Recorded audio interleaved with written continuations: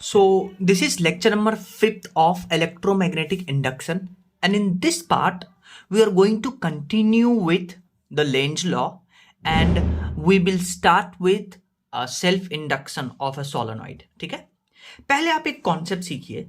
मान लीजिए आपके पास अगर एक कॉइल ऐसे बना के दिया है ना, कुछ तो डॉटेड पार्ट में और कुछ सॉलिड पार्ट में, ठीक है, और आपको बोल दिया कि करंट इसमें कुछ ऐसे फ्लो कर रहा है। तो पहले आपको क्या करना पड़ेगा, इस कॉइल का जो अरेंजमेंट है 3D अरेंजमेंट वो सीखना पड़ेगा। देखिए, जो डॉटेड पार्ट है वो एक्चुअली प्लेन के अंदर है और जो सॉलिड पार्ट है वो प्लेन के ऊपर है। तो यानी कि इस कॉइल में जो करंट फ्लो कर रहा है वो ऐसे कर रहा है, ऊपर से नीचे जा रहा है, यानी सॉलिड सरफेस ऊपर से नीचे जा रहा है। तो कॉइल में करंट ऐसे फ्लो कर रहा है, और अगर कॉइल में करंट ऐसे फ्लो कर रहा है तो थंब आपको मैग्नेटिक फील्ड का डायरेक्शन देगा।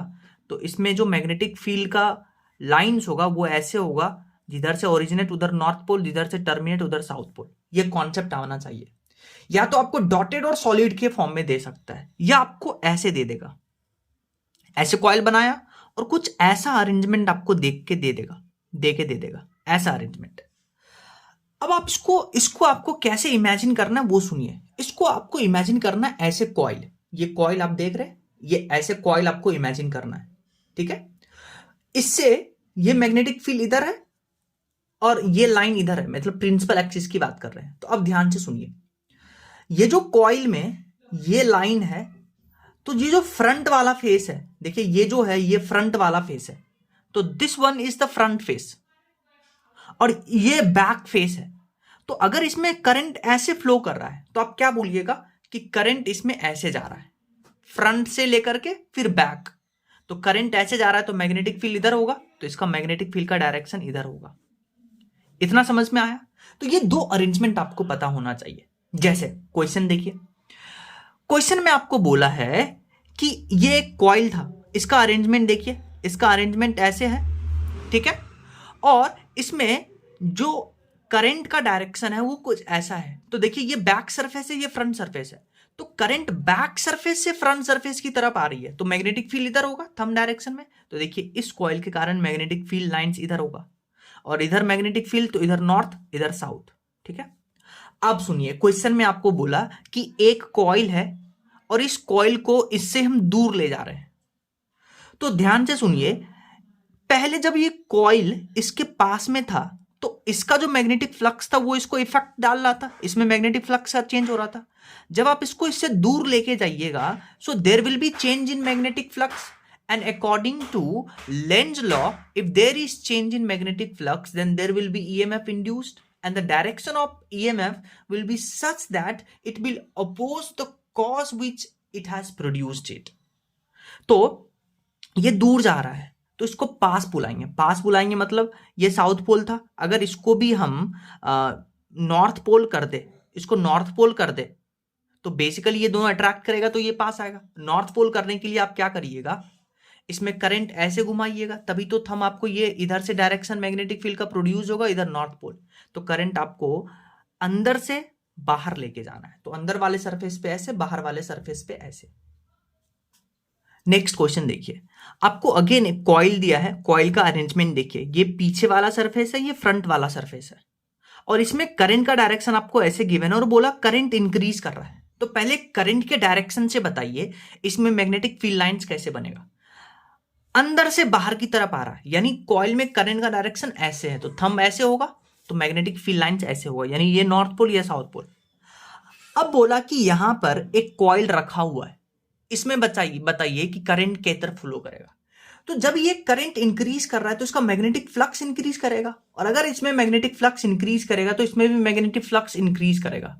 तो इसको क्या करना है, चेंज लाना है, इसमें उल्टा सोचना है, तो इसमें मैग्नेटिक फ्लक्स डिक्रीज कराएंगे। तो ये नॉर्थ पोल था, ये साउथ पोल था, तो अगर इसको हम साउथ पोल कर देंगे तो ये दोनों आपस में रिपेल करेंगे, ये दूर चला जाएगा।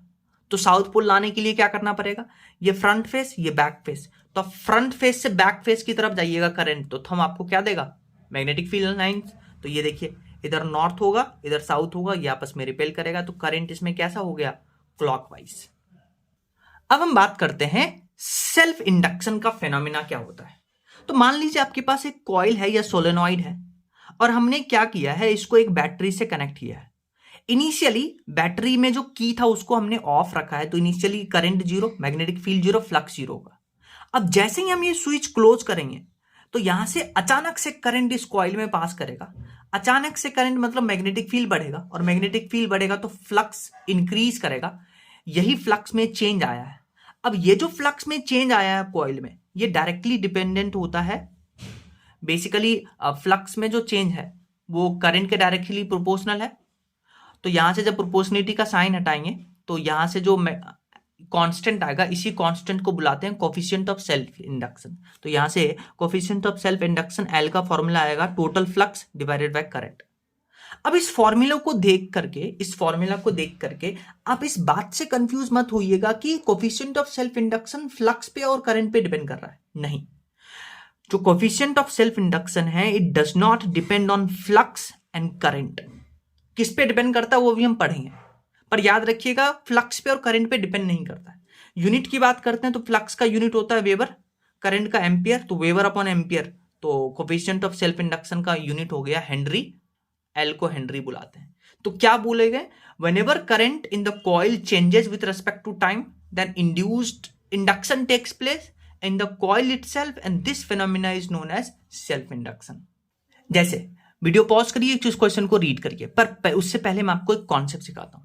अगर आपको बोले, आपको पता है ये कैपिटल एन क्या है? हाँ, कैपिटल एन क्या है? टोटल नंबर ऑफ टर्न्स, ठीक है। अगर आपको टोटल नंबर ऑफ टर्न्स 100 दिया है फॉर एग्जांपल, और कुछ नहीं बोला मतलब जैसे अभी आप इस क्वेश्चन को पढ़िएगा तो आपको समझ में आएगा। लेकिन अगर आपको बोल दिया कि सोलोनॉइड में मान लीजिए 1000 टर्न है और हर एक टर्न से जो फ्लक्स लिंक्ड है वो है 4 × 10⁻³ जो कि इस क्वेश्चन में गिवन है। तो आपको क्या करना है, 4 × 10⁻³ में ये 1000 मल्टीप्लाई करना है। जैसे वीडियो पॉज करिए, इसको क्वेश्चन को रीड करिए। देखिए क्वेश्चन में आपको क्या बोला है कि एक सोलोनॉइड में नंबर ऑफ टर्न्स 1000 है, फ्लक्स जो हर एक टर्न से लिंक्ड है वो है 4 × 10⁻³ और करंट फ्लो कर रहा है 4 एम्पियर का। तो आपसे पूछा है कि कोफिशिएंट ऑफ सेल्फ इंडक्शन बताइए। तो आपको पता है φ = Li और कोफिशिएंट ऑफ सेल्फ इंडक्शन को लिखते हैं φ/I। यहां पे φ जो है वो अकेला φ नहीं लिखेंगे, यहां पे हर एक टर्न में जो φ है वो इतना है। तो कितना टर्न है 1000, तो 1000 से मल्टीप्लाई करेंगे इंटू φ और डिवाइडेड बाय करंट, आपके पास कोफिशिएंट ऑफ सेल्फ इंडक्शन आएगा। नेक्स्ट एक क्वेश्चन देखिए, इसमें बोला है कि एक मैग्नेट जो है नीचे की ओर ए एक्सेलरेशन से नीचे आ रहा है और यहां पे आपके पास एक कॉइल रखा हुआ है, ठीक है।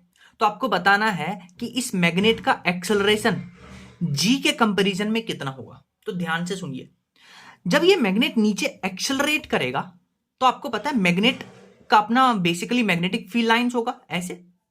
तो जब ये कॉइल के पास आएगा तो कॉइल में क्या होगा, मैग्नेटिक फ्लक्स चेंज होगा। तो जैसे ही मैग्नेटिक फ्लक्स चेंज होगा तो यहां पे ईएमएफ क्रिएट होगा और अकॉर्डिंग टू लेंज लॉ इसमें क्या होगा, इधर नॉर्थ पोल है तो आपको इस फेस को नॉर्थ पोल करना पड़ेगा ताकि अपोज कर सके, और नॉर्थ पोल करने के लिए आपको इसमें क्या करना पड़ेगा, करंट ऐसे घुमाना पड़ेगा, ठीक है। तो जैसे ही इसमें फ्लक्स चेंज होगा तो इसमें मैग्नेटिक फील्ड क्रिएट होगा। अब ये मैग्नेटिक फील्ड क्या करेगा, इसके ऊपर एक फोर्स लगाएगा। तो देखिए अगर ये फ्री फॉल करता तो इसका एक्सेलरेशन जी के बराबर आता है, लेकिन सिंस इसके ऊपर एक जर्क लग रहा है, एक रिपल्सिव फोर्स लगेगा, तो इसका एक्सेलरेशन जो होगा वो जी से थोड़ा सा कम आएगा, क्योंकि ऊपर जर्क लगा। अगर जर्क नहीं होता तो ये अगर फ्री फॉल करता तो इसका एक्सेलरेशन जी के बराबर आता है। पर सिंस इस कॉइल में फ्लक्स चेंज हुआ है, मैग्नेटिक फील्ड प्रोड्यूस होगा, एक ऊपर जर्क लगेगा इस मैग्नेट पे, तो एक्सेलरेशन जो इसका होगा वो लेस देन जी होगा। तो आंसर क्या होगा, फर्स्ट। अब मान लीजिए आपको इसी क्वेश्चन में बोला कि 1 सेकेंड में डिस्टेंस निकालो, डिस्टेंस कवर्ड। तो डिस्टेंस कवर का फॉर्मूला होता है S = UT + ½ AT²। Since magnet को ड्रॉप किए थे तो इनिशियल वेलोसिटी 0 और ए के जगह पे अगर आप टी लेंगे तो डिस्टेंस आ जाएगा 4.9 मीटर। पर ये गलत है, क्यों? क्योंकि जो एक्सेलरेशन है वो जी से छोटा है, तो जो डिस्टेंस ट्रेवल 1 सेकेंड में आएगा वो 4.9 मीटर से कम होगा। क्यों? क्योंकि एक्सेलरेशन जी से छोटा है। नेक्स्ट क्वेश्चन देखिए, अगेन बोला कि सेम मैग्नेट इनिशियल वेलोसिटी 0 से वो एक्सेलरेट किया। अब ये जो लूप आपके पास गिवन है, ये लूप ब्रोकन है। लूप अगर ब्रोकन है तो इसमें अगर फ्लक्स चेंज भी होगा, इंड्यूस्ड ईएमएफ भी आएगा, पर यहां इंड्यूस्ड करंट नहीं आएगा। और अगर इंड्यूस्ड करंट नहीं आएगा तो यहां मैग्नेटिक फील्ड प्रोड्यूस ही नहीं होगा। ऊपर जो जर्क लगने वाला था मैग्नेटिक फील्ड के कारण वो नहीं लगेगा। तो अब ये फ्री फॉल कर रहा है, यानी इनिशियल वेलोसिटी 0, तो इसका एक्सेलरेशन अब जी के बराबर आएगा। क्यों? क्योंकि लूप ब्रोकन है। इसमें ईएमएफ तो इंड्यूस हो रहा है, पर ईएमएफ इंड्यूस्ड करंट नहीं हो रहा है, जिसके कारण से मैग्नेटिक फील्ड नहीं बनेगा, ऊपर जर्क नहीं लगेगा, तो इसका एक्सेलरेशन जी के बराबर होगा। ठीक है। नेक्स्ट एक छोटा सा कॉन्सेप्ट सीखिए। देखिए, न्यूटन्स लॉ पे आप पढ़ के आते थे, rate of change in momentum वो फोर्स के बराबर आता था। न्यूटन्स लॉ में हम पढ़ के आते थे, rate of change in momentum वो फोर्स के बराबर आता था। इसको और सीखिए पढ़ना। इसको सीखिएगा कि अगर आपको मोमेंटम कर्व गिवन है तो उसका स्लोप जो होगा वो फोर्स के बराबर होगा। सिमिलरली ईएमएफ आप पढ़ के आए -d∅dt। इसको आप पढ़ना सीखिए कि फ्लक्स टाइम के बीच का जो ग्राफ होगा उसका स्लोप और उसका निगेटिव आपको ईएमएफ देगा। यानी slope of flux time curve उसका भी निगेटिव आपको ईएमएफ देगा। जैसे आप इलेक्ट्रोस्टैट में भी पढ़ के आते थे कि इलेक्ट्रिक फील्ड होता था -dv/dx, यानी slope of potential x curve, potential distance curve, वो आपको इलेक्ट्रिक फील्ड देता था। तो ये फॉर्मूला आप याद रखिएगा। जैसे इस क्वेश्चन को देखिए, इसमें आपको फ्लक्स और टाइम के बीच में ग्राफ गिवन है और आपसे पूछा है ईएमएफ टाइम का क्या होगा ग्राफ। तो आपको पता है ईएमएफ होता है -d∅dt। इसको कैसे लिख सकते हैं कि फ्लक्स टाइम का जो ग्राफ का स्लोप होगा उसका निगेटिव आपको ईएमएफ देगा। तो पहले देखिए, इस लाइन आपके पास 3 लाइन गिवन है। ये लाइन का स्लोप आपको पता है पॉजिटिव होगा, इस लाइन का स्लोप 0 होगा, इस लाइन का स्लोप निगेटिव होगा, क्योंकि थीटा जो है ग्रेटर देन 90 डिग्री है। तो पहले इस लाइन के बारे में सोचिए। स्लोप पॉजिटिव है, पॉजिटिव इंटू निगेटिव, यानी ईएमएफ क्या आएगा? निगेटिव। अगर ईएमएफ निगेटिव आएगा तो ग्राफ नीचे से स्टार्ट होगा। फिर यहां स्लोप 0 है, तो स्लोप 0 मतलब ईएमएफ 0, तो ग्राफ ऐसे बनेगा। फिर यहां स्लोप निगेटिव है तो स्लोप निगेटिव डालिएगा, निगेटिव निगेटिव पॉजिटिव, तो स्लोप पॉजिटिव आएगा। तो देखिए पॉजिटिव में ग्राफ बना है, तो देखिए ग्राफ हमने फ्लक्स से ईएमएफ का ग्राफ हमने ड्रॉ किया है। कॉन्सेप्ट यही याद रखना है।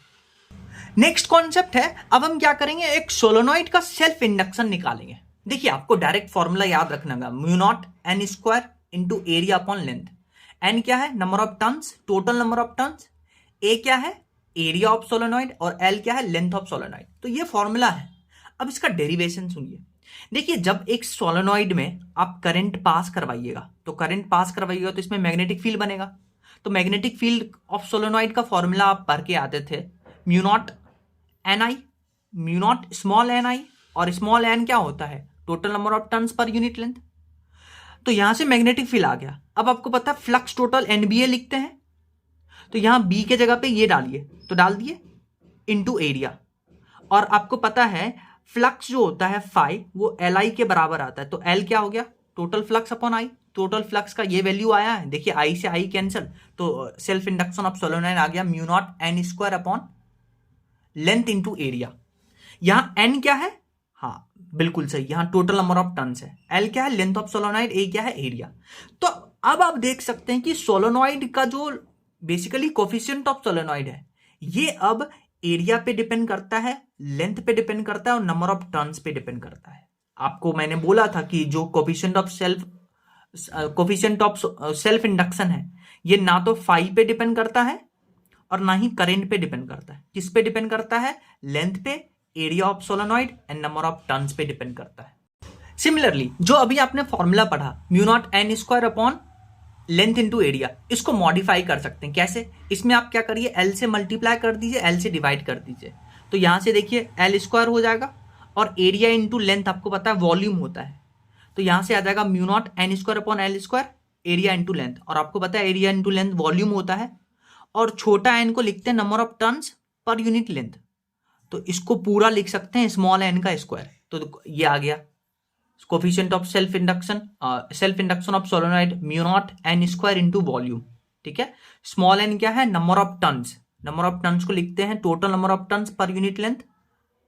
ठीक है, और इसको हम टर्न डेंसिटी भी बुलाते हैं स्मॉल l को।